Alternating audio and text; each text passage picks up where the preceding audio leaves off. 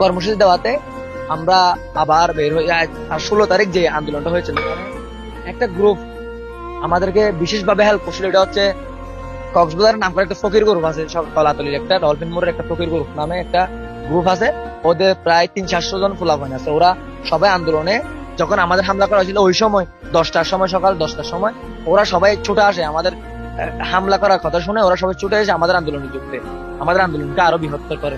তারপর 3টার কর্মসূচিতেও ওরা সহ আসে, আমরা সহ সবাই যারা ছিলাম, যারা পিঠা খাইছে ওরা সহ আবার 3টার কর্মসূচিতে অ্যাড হই। সবাই একসাথে আবার কর্মসূচি করে 3টার কর্মসূচি করে। এর পর্যায়ে আমরা ওই দিনের কর্মসূচি 3টা কর্মসূচি করার পর আমাদের কর্মসূচি শেষ হওয়ার পর রাতে বাসায় গেছি। বাসায় যাওয়ার পর দেখতেছি বিভিন্ন দিক থেকে বিভ্রান্তকর কথা আসতেছে, মানে আমাদের নামে মামলা হচ্ছে, তোমরা মামলা খাইবে, ওখান থেকে তোমাদের কি হবে, তোমাদের ভবিষ্যৎ কি হবে।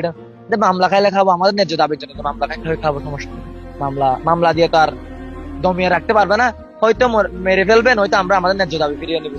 তো এরকম বলে আমরা রাতে দেখতেছি আমাদের নাম মামলা দায়ের করা হয়েছে। প্রথমে একটা মামলা করা হয়েছিল, মামলা করার পর এর পরের দিন আমাদের বাহিরের আমার কিছু ফ্রেন্ড সার্কেল আমাকে ফোন দিয়ে বলে, দোস্ত কোথায় তুই, একটু আমাদের সাথে দেখা কর, আমরা সবাই আছি, আমরাও তোদের সাথে আন্দোলনে যোগ দিব, আমাদের সাথে একটু দেখা কর।